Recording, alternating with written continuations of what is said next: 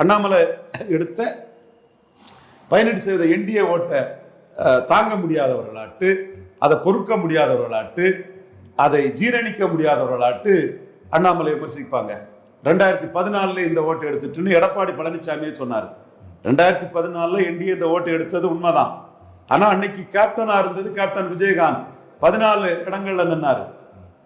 பாமகவும் பாஜகவும் இணையாக 8 இடங்கள் நின்னாங்க. ஒரு சீட்டு குறைவா அண்ணன் வைகோ நின்னார். 8 8 16 16 ஆன 23 23 14 37 சீட்டு இப்படியே போயிட்டு. ஆனா இங்க அப்படி அல்ல. மேஜர் பார்ட்னரா நின்னது பாஜக. 19 4 பேரு ஜாதி கட்சியில் உள்ள முக்கிய தலைவர்கள். ஏசி சண்முகம், ஐயா பாரிவேந்தர், ஜான் பாண்டியன், தேவநாதன் இவர்களும் தாமரையில் நின்னாங்க. ஏசி சண்முகம் ரெட்டலை வேண்டாம் தாமரையில் நிற்கிறன்னு நின்னார். பாரிவேந்தர் ரெட்டலையில போய் நின்று இருக்கலாம் பெரம்பலூர்ல, அவரும் தாமரையில் நின்னார். பாராட்டுக்குரியது. மோடிக்கு மேல உள்ள பற்றுதல்ல பாரிவேந்தர் தாமரையில் நின்றதை நான் பாராட்டுறேன்.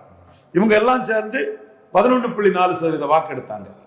அப்ப எடப்பாடியை நம்பாம தன் பலத்தை நம்பி பாஜகவுக்கு ஒரு மரியாதை, தொண்டனுக்கு ஒரு பெருமிதம், தொண்டனுக்கு ஒரு அந்தஸ்தை ஏற்படுத்தி கொடுத்தது அண்ணாமலை. இது ஒவ்வொரு பாஜக தொண்டனும் தெளிவா தெரியுமா.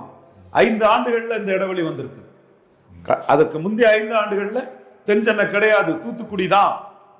நீங்க தனிச்சு நின்னுங்க, ஐயோ தனிச்சு நின்னா எங்களால ஒண்ணும் பண்ண முடியாது, 5 சீட்டு கொடுங்க, 5 சீட்டு கொடுக்கறத கொடுங்க, கொடுக்கறத கொடுங்க, கொடுக்கறத கொடுங்கன்னு வாங்கிட்டு போனாங்க.